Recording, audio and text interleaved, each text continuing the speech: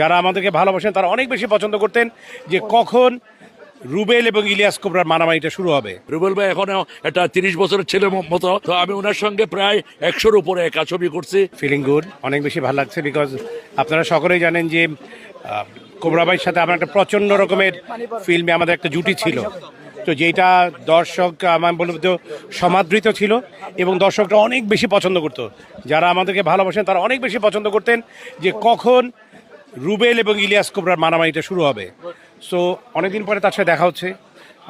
Cobra ভাই যদিও এটার থেকে এখন অনেক দূরে আছেন, তারপর আমরা চাইবো যদি আমরা মাঝে মাঝে দু একটা ছবি করি, আমরা যদি ছবি করি জানি কোবরা ভাই এসে আমাদের সাথে একাত্মতা ঘোষণা করেন।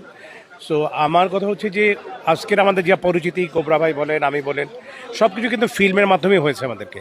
সো ফিল্মটাকে আমাদের অবশ্যই সেভাবে সম্মানের চোখে দেখা উচিত, ফিল্ম থেকে আমাদের একদম সরে যাওয়া উচিত না। সো আমার কোবরা ভাইয়ের প্রতি অনেক অনেক শুভেচ্ছা, যেহেতু উনি ইলেকশনে দাঁড়িয়েছেন। হার জিত সেটা একমাত্র উপরওয়ালা জানে, কে জিতবে কে হারবে, তবে যারাই জিতুক তারা শিল্পী সমিতির জন্য ভালো কিছু কাজ করুক, এটাই প্রত্যাশা থাকবে তাদের কাছে।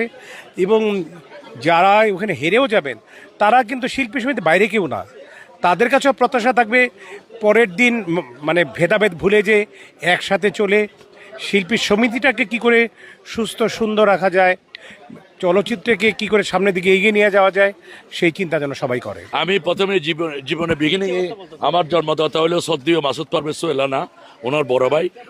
উনি রুবেল ভাই আমাকে ওনার বড় ভাইয়ের কাছে নিয়ে গেছিল। আমি আরেকবার বলছি, আরো কয়েকবার বলছি। তো রুবেল ভাই আমাকে ওনার কাছে নিয়ে গেছিল প্রথম ছবি আমার মারুক শাহ। তো পারভেজ ভাই মানে ভাইয়া বললো যে ঠিক আছে, রুবেলকে বললো যে ঠিক আছে ওনাকে আমাদের ছবিতে রাখা হবে। তো আমি ওনার সঙ্গে প্রায় 100-র উপরে একা ছবি করছি।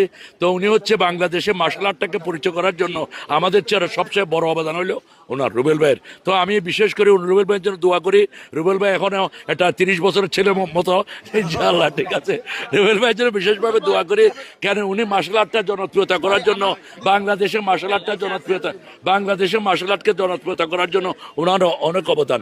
তাহলে ওনার জন্য আপনারা দোয়া করবেন, উনি সুস্থ থাকে, ভালো থাকে।